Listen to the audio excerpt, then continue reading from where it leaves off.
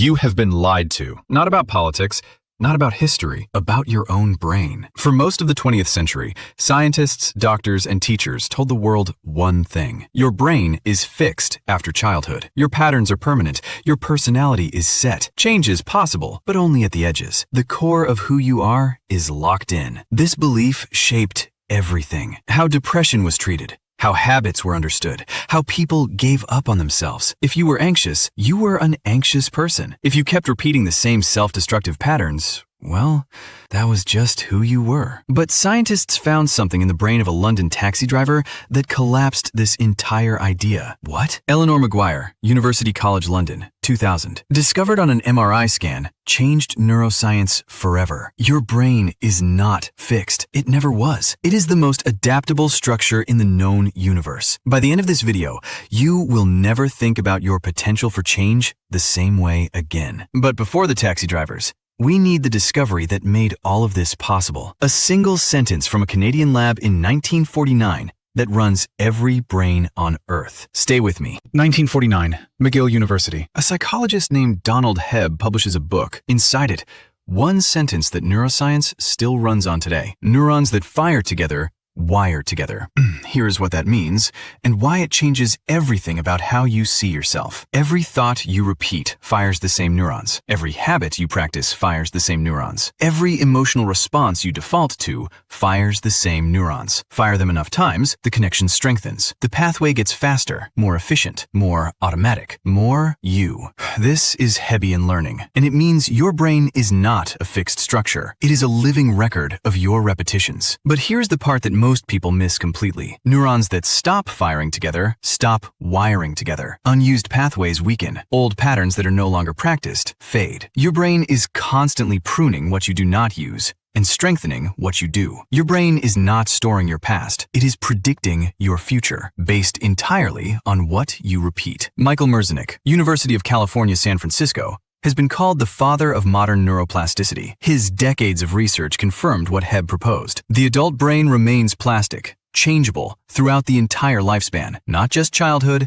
not just adolescence, into your 60s, 70s, and 80s. Harvard Medical School confirmed in 2024, neuroplasticity remains measurably active well into the 8th decade of life. The brain you have today is not the brain you are stuck with. It is the brain you have built so far, and it is still under construction. Hebb gave us the mechanism, but what does actual physical brain change look like in a real human? The London taxi drivers showed us, and the MRI images are impossible to argue with. Stay with me. To become a licensed taxi driver in London, you have to pass something called the knowledge. It is one of the hardest memory tests on Earth. You must memorize over 25,000 streets, thousands of landmarks, every major building, hospital, and point of interest across one of the most complex city layouts in the world. No GPS, no navigation assistance, all of it stored in your mind. The average candidate takes 3 to 4 years to pass.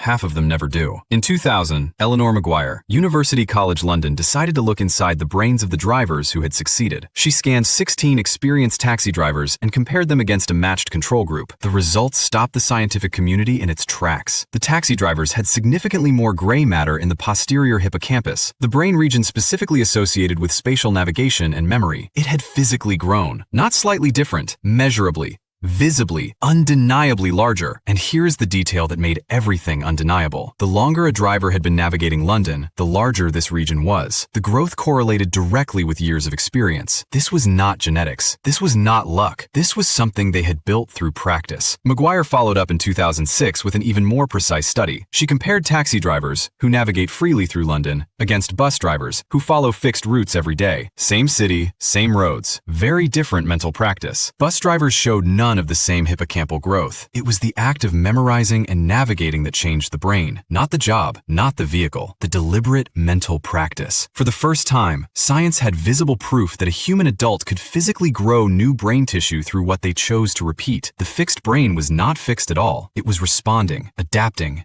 and growing every single day. The taxi driver study proved the brain can grow, but here's the question that changed everything. How fast? Because if it takes years of memorizing 25,000 streets to see change, that is not useful for most of us. Then Harvard found something that shocked the entire field. Stay with me. You have heard that it takes 21 days to form a habit. It is in every self-help book, every productivity course, every motivational speech for the last 60 years. Here is where it actually came from. A plastic surgeon named Maxwell Maltz noticed in the 1960s that his patients took about 21 days to get used to seeing their new face after surgery. He wrote that personal observation in a book. No control group, no data, no scientific methodology. One doctor's casual note about a completely different topic. And somehow, that became gospel. Here is what the actual science says. Philippa Lally, University College London, 2010, tracked 96 people over 12 weeks as they tried to build new habits. The result? It takes an average of 66 days, not 21, for a new behavior to become automatic. And the range was enormous. Some habits took 18 days. Others took 254 days. You did not fail in 21 days. You believed a myth written by a plastic surgeon about face surgery. But here is what changes everything. Sarah Lazar, Harvard Medical School, 2005 scanned the brains of people before and after just 8 weeks of daily meditation, only 15 to 20 minutes per day. After 8 weeks, the prefrontal cortex had measurably thickened. Brain regions associated with stress and anxiety had reduced in activity. Visible, measurable, 8 weeks. The brain does not need years to change. It does not even need 66 days to start changing. It needs consistent, focused, emotionally engaged practice. And that is a completely different conversation than anything the self-help industry has been selling. Harvard's 8-week study shows how fast the brain can change with the right input. But nothing in neuroscience prepared scientists for what happened when they opened the skull of a man who should have had no functional brain at all. Stay with me. 1959. A man named Pedro Baquirita has a massive stroke. Doctors deliver their verdict fast. He will never walk again. He will never speak normally again. He will need full-time care for the rest of his life. His son George, a physician, accepts this. His other son Paul, a medical student, does not. Paul has a theory. If the brain lost a function, other regions might be able to take it over. If you gave those regions enough repetition, enough input, the brain might rewire around the damage. Nobody believed him. The science of the time said it was impossible. You cannot regrow a destroyed brain. So Paul starts his father's rehabilitation from the very beginning. Not from where a stroke patient typically starts, from the absolute bottom. He has his father crawl on his hands and knees, like a toddler, on the floor, over and over for weeks. Then he builds upward, the movements of standing, of balancing, of walking, of speaking. The medical community thinks Paul is wasting everyone's time. 3 years later, Pedro Baquirita walks his daughter down the aisle at her wedding. 4 years later, he climbs a mountain in Mexico. He returns to full-time work as a teacher. He lives actively for another decade before dying in 1965 at 72. Not from his stroke, but from a heart attack while hiking in Colombia. When the autopsy is performed, doctors find the original stroke damage is still there. The brain tissue destroyed in 1959 was never repaired, but surrounding regions had grown entirely new connections, new pathways that compensated completely for everything that was lost. His brain had rewired around catastrophic damage through nothing more than deliberate, repetitive practice. Paul Baquirita, University of Wisconsin, went on to become one of the founders of neuroplasticity research. His father's impossible recovery, which the entire medical establishment had dismissed, became one of the most important case studies in the history of modern neuroscience. The brain does not just respond to learning, it responds to necessity. And when you give it the right conditions, it finds a way. Pedro's recovery tells us what the brain can do at the extreme, but you do not need a stroke to trigger neuroplasticity, because science has identified 4 specific conditions that accelerate brain rewiring for any person, any age, starting right now. Stay with me. Neuroplasticity does not happen randomly. It runs on specific conditions. Michael Merzenich, UCSF, identified these through decades of research, and they have been confirmed across institutions worldwide. Condition 1, focused attention. Your brain does not rewire from passive experience. It rewires from deliberate, focused engagement. When you bring full attention to something new, you trigger acetylcholine, the encoding neurotransmitter. Acetylcholine signals to the brain, this moment matters. Lock it in. Without focused attention, the experience passes through without leaving a structural mark. Condition 2, repetition with variation. Repetition builds the pathway, but mindless repetition, doing the same thing on complete autopilot, stops triggering plasticity quickly. Your brain needs novelty within the practice, slightly different conditions, new layers of challenge. The frustration you feel when learning something difficult is not failure. It is the sensation of your brain physically building new architecture. That discomfort is the signal to lean in, not back off. Condition 3, emotional engagement. Patterns that carry emotional weight encode faster, deeper, and more durably than neutral ones. This is why a single traumatic event can rewire the brain permanently, while neutral experiences require thousands of repetitions. You can use this deliberately. Attach genuine meaning and genuine stakes to the new pattern you are building. Your brain will treat it as priority. Condition 4. Sleep. During deep slow-wave sleep and REM, the brain consolidates the new pathways formed during waking hours. It strengthens what was practiced and prunes what was neglected. The consolidation window is not optional. Without adequate sleep, new neural pathways remain fragile under pressure and collapse when stress hits. Focused attention, repetition with variation, emotional investment, sleep, not motivational concepts.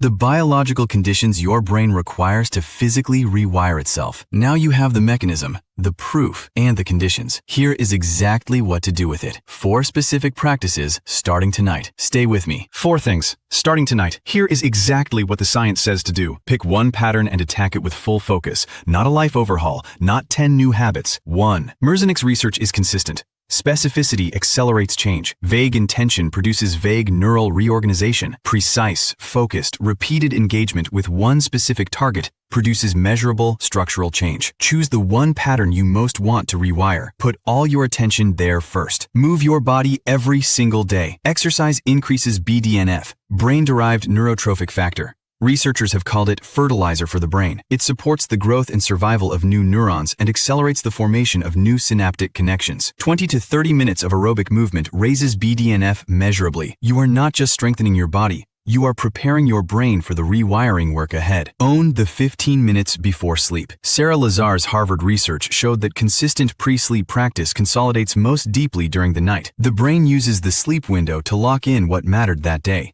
Spend those 15 minutes on the version of yourself you are building, not on scrolling, not on anxiety about tomorrow. That window is neurologically precious. Stop interpreting difficulty as failure. The resistance you feel when trying to change a pattern, the pull back to old behavior, the frustration, the exhaustion, is neurological friction. It is an old, heavily myelinated pathway competing with a new one that is still forming. The old path is faster because it is older. The new one is slower because it is being built right now. That is not weakness. That is biology. And as every study in this episode has confirmed, biology is not fixed. You are not stuck. You are just practicing the wrong thing. And practice, as it turns out, is everything. For decades, people who struggled to change were told they lacked willpower. They were told they were weak, undisciplined, fundamentally broken. The science in this episode tells a completely different story. The brain you have right now is the result of everything you have practiced up to this moment. Every thought you repeated, every response you defaulted to, every habit you reinforced without questioning. Your brain built exactly what you gave it material to build. And it is still building right now while you process this, while you sleep tonight, while you wake up tomorrow and choose,